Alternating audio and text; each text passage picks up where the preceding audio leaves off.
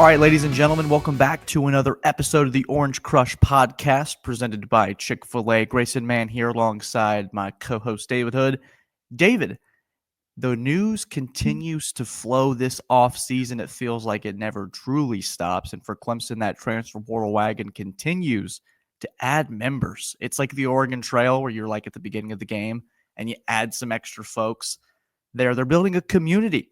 And here, Jeremiah Alexander from Alabama is joining the Tigers. David, instant reaction on their third acquisition of the offseason. Well, first of all, I hope on the Oregon Trail I don't get dysentery because that was the killer on the game back when it was. Back in the day. So no dysentery here. Yeah, I wrote yesterday in an article, let Dabo cook. Well, Dabo's doing a lot of cooking. Like you can imagine him in a chef's hat. He's at the stove. He's flipping things around. People are, all about finding a new defensive coordinator. We'll get to that in a minute. But Dabo getting another big important piece in the portal with Jeremiah Alexander. And, of course, the question that people have, Jeremiah Alexander, former five-star, Clemson in it with him a few years ago, is this a big pickup or not? Grayson, I will throw it to you. Tell me why it is a big pickup or why it isn't.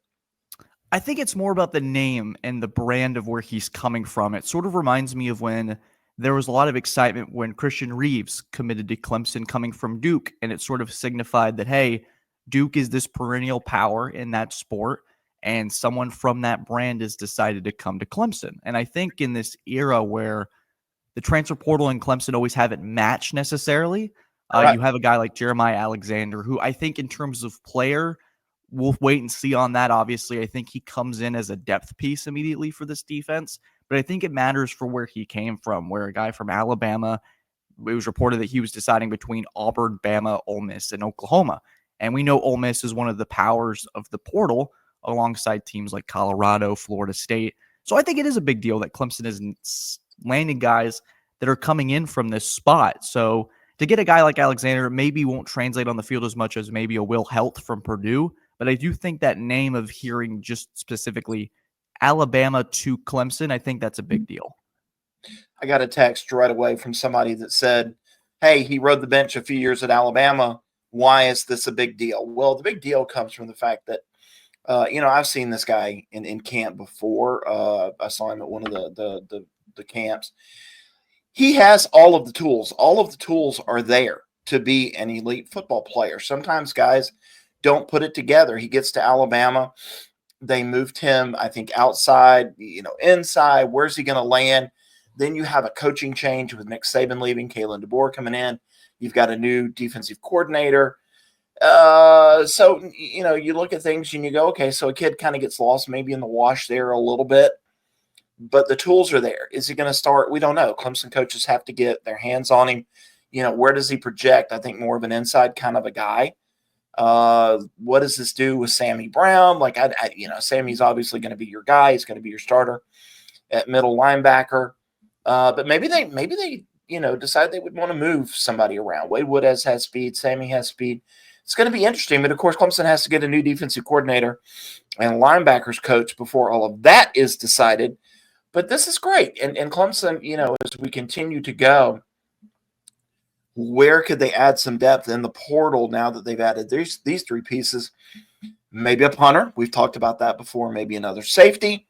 But this is a step in the right direction. And it's TBD, on how big this signing is going to be. Just like it is with every recruit that signs with you, because you can look at pretty much every recruiting class, and half of those guys are going to pan out. Right. It's like NFL free agents where I think that this percentage rate of success for signings is incredibly low. So you just never really know with some of these players. It may just be a change of scenery for this kid. Right. It could be that the new defensive coordinator just finds something schematically. And I think, too, David, a point that's pretty important to make is I think I raised that concern yesterday talking to you was, well, they got to have an idea of who they're going to hire, because maybe if you're a defensive player coming in the portal and there's not an exact plan, it's, okay, where is this potentially heading? There isn't, as far as you and I, we've clearly reported there's no DC hire yet, unless something comes out of the bushes while we're recording. So to have him transfer to Clemson while there isn't something in place yet, I think shows the confidence he has in what Sweeney's going to do in the next few weeks. But just the excitement of, hey, there's there's people coming. It's like people are jumping ship. They're making a movement. So this is incredibly important. Just from name recognition, announcements. I see a thing from, I think it was Rivals saying, is Dabo Portal King now? Definitely not, but certainly interesting to see Clemson in that new light where Paul Tyson was the reported portal guy for a year. Or you get another quarterback in Hunter Johnson, and people are not really moved by that. They're going to be moved by this offseason. I think in terms of roster retention and moves alone, I had friends texting me when the announcement came. This is the most excited they've been since 2019. And that was coming off a national championship. So obviously expectations have almost been given a little bit of steroids here, but we'll see how those temper in the next couple months. Right. And of course you keep hitting on it. I keep hitting on it. The hiring of a new defensive coordinator. Where does it stand? I think it's interesting. I said, I guess it was on our last podcast, or maybe the one before that the whole Tim Banks, the Tennessee defensive coordinator, sounded like an agent fed thing rather than anything substantial, right? Like more like an agent trying to get his client a raise and using gullible people to do that. It happens. And, that was kind of further cemented to me last night. We haven't posted a list. And there's a reason for that. I could post a bunch of names that would be good defensive coordinators, and maybe I'll do that. I don't know. But I haven't had any actionable info, to this point. I think Dabo knows. I think Graham Neff knows. Probably Woody McCorvey. Are they telling people? I don't think so. This is kind of being kept secret. And, I have a person that I lean on heavily that's inside. And last night it was, the Tim Banks stuff was laughable. And I was told Dabo's probably never met him. It was never any interest there. I don't think the Al Golden thing has any legs. That also kind of sounds like an agent thing. I had people sending me messages saying, Tim Banks sounds like he's the guy. When I knew, and I'd say, sure. When I knew, Dabo had never talked to him. There'd never been any conversations at all. And people just kind of run wild with things. You're still going to hear the name Jim Leonard. Somebody threw out Al Golden last night. Let's get some actionable info out there first before we start being crazy. And right now, there just isn't a lot. I have an inkling on one or two. Got to work it a little bit more before, I stake a reputation on it. An inkling, says David Hood. Oh, that means the sleuth himself is onto something. Maybe some more tracking down will be happening. But obviously, names continue to fly around. I think what was really interesting when the official news came out, because obviously we had been waiting for the spokesperson, the official Ross Taylor bomb, to really move forward and say, okay, what's next? And for Clemson, I think the most interesting part of Sweeney's comments, David, were the amount of time that he's given himself within the statement, saying that he'll find something within the next month, like by the end of the month or sooner. And so I think really the idea thorough really comes into it, where last time you had Streeter and Goodwin in your backyard, you picked them both up, and both end up being pretty big failures. You have Garrett Riley coming in, and then obviously Goodwin is dismissed officially on Monday. So I think, David, do you expect that maybe that month he's really going to wait that long? Or do you feel like, hey, he's got an idea and it's just to maybe calm things down? Because this has been a pretty crazy couple weeks given for just one coordinator search. A lot has transpired. A lot of rumors have flown around. Based off of your understanding and just your understanding of Sweeney's coaching searches, how do you see this thing playing out? It's like a big dance, and Sweeney is the maestro of it all. Yeah, I don't think he's in a huge rush. This recruiting class is already pretty much in the barn for 2025. They do have some recruiting weekends coming up for 2026 kids, but, you have a long time to recruit those guys. And he's, going to go out. And I think his recent, you call it whatever you want to, but failures or whatever. He let Lemansky Hall go. He's let Wes Goodwin go. He's kind of retooled some things, have shown him that, and again, that article that I wrote yesterday, he's going to go out and find somebody that's a culture fit. It's not only going to be an X's and O's fit. It's not only going to be somebody that has, solid credentials or a solid resume.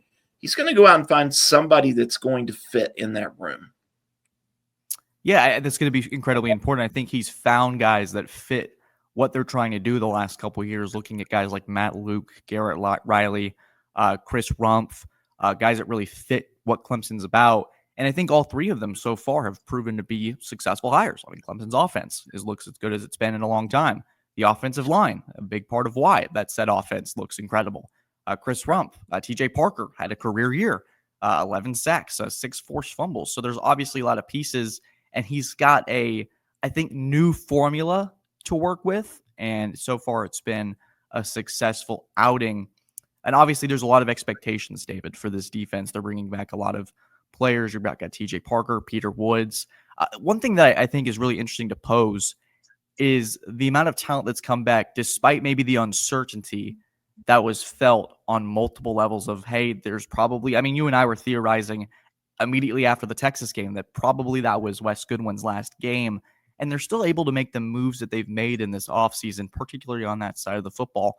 Obviously, I think offensively, we are both pretty confident that retention was going to be not only a first, but a plus, just a lot of positives on that front. I guess, what does it say about sort of this roster retention in the offseason that they've had that, yeah, there's been some uncertainty with the staff changes, yet they're still able to get these big players to stay home and come back for another year? Yeah, I'm going to throw a lot of credit to Graham Neff on this one. I really am. I think Graham is a younger guy who realizes how important this NIL, how settlement stuff is going to be, but trying to get out in front. Graham is not going to let things just sit. And, whether he has forced Sweeney into kind of accepting this, I don't know that that's the case. Dabo's a smart man. But I think Graham's been a really important piece of this. And it says a lot about Clemson's culture that, kids want to come in and they want to play here. I think that there's a lot of excitement heading into next year, obviously, with all the pieces that they have in place, and we kind of, touched on this and we wrote this, the deals that are being signed now are just good through June the 30th. Right. And it's going to be that NIL. first one. If the House settlement passes, that's when it's all going to kind of start again. And Clemson's going to be able to dip into that $22.5 million that they are going to set aside for all of this. And how much of that percentage is going to be for football? A lot of the numbers you hear thrown around nationally, 75%. I think Clemson's going to be north of that. I really do. I think Clemson's going to invest fairly heavily in football with some other sports, getting the smaller pieces. I think Clemson's going to be just fine. And, there was a great article that I read on Yahoo Sports yesterday talking to the Ohio State athletic director, or the guy that's running NIL, and talking about how all of this is going to be regulated and how you've got all of these kind of weird deals right now and people just throwing stupid money out. And, I don't know that you're going to see some of the big contracts that you've seen July 1, when there's going to be at least some oversight to it. People aren't going to be out, be able to go out. It's going to be a fair market value type deal overseen by people. So, you're not going to get a kid who's going to come in and be a third string quarterback, get $9 million.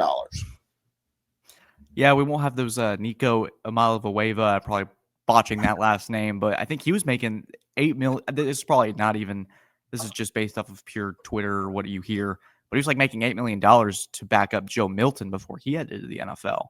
And Right. It's just that crazy NIL money that, I mean, you see in Ohio State, the roster they've been able to build through, I mean, I think we talked about it in our playoff discussion last podcast. It's the best roster money can buy, and it looks like they're going to be well on their way to a national title, in my estimation.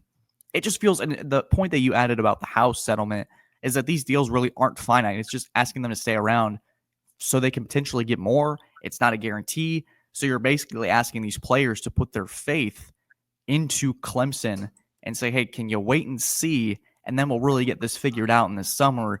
I feel like that's a little bit more of an underrated, I think, narrative storyline that maybe many aren't paying attention to, is just giving that little caveat, hey, these deals aren't going through the season. This is to July. Fall camp doesn't even start yet. They're going to be doing mat drills and summer workouts. Like, this is pretty significant. It is. And you know what? This is going to be fun. I think that, as we head into, kind of mat drills that you're talking about, and then the spring and what's going to happen now, we're going to get these recruits on.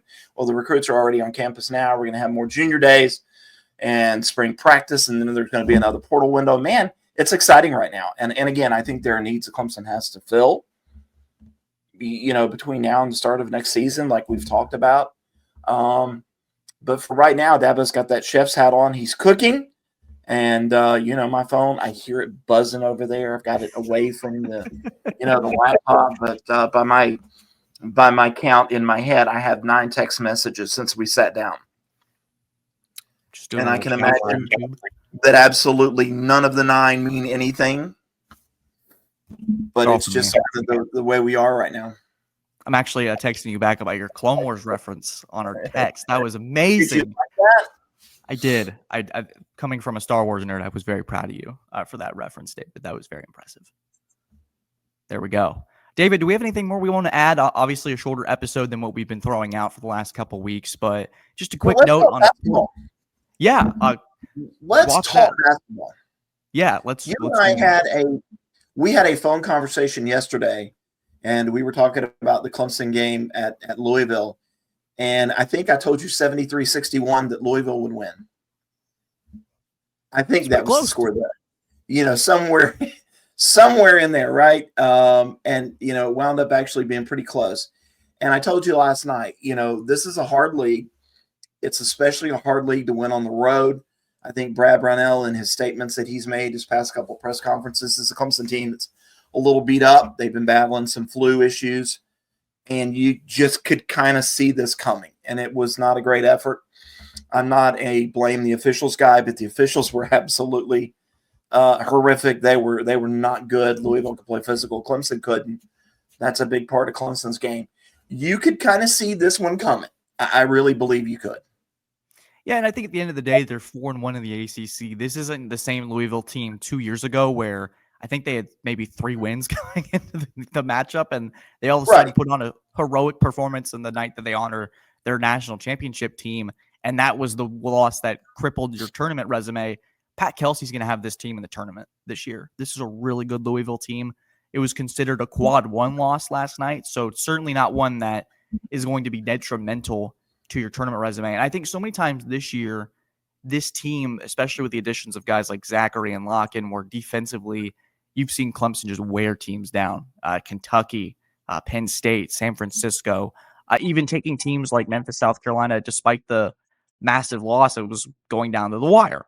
This is kind of an important stretch for this Clemson basketball team because, they've got Florida State at home, and then they go on the road to Georgia Tech. They're I'm trying to go from memory. I think they're probably in that 2-3 range.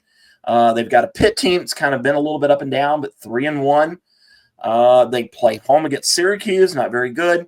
Back on the road at Virginia Tech, at NC State. So Virginia Tech not very, very good, and NC State kind of middle of the pack. This is an important stretch because now you've got 4 out of the next 6 on the road. And then they've got that early February stretch of Georgia Tech, Duke, and UNC at home. Big stretch for these guys. And, what do they need to do 4 out of 6 on the road? Do they go 3-3? If they can go 4-2, man, you're in great shape. Great shape. Right, because you're 16-4. I think you're around that area where you're in a good spot in the ACC. I think for this Clemson team, given the Joe Lunardi estimation that he threw out, I think he sees the ACC as probably a 5-6 team bid. And if you can probably stay within the top 5-6 of the ACC standings and maybe make a little bit of a run in the ACC tournament, that should be enough given the resume that they've built. Penn State is a team that's going to continue to battle in the Big Ten. That's a strong league.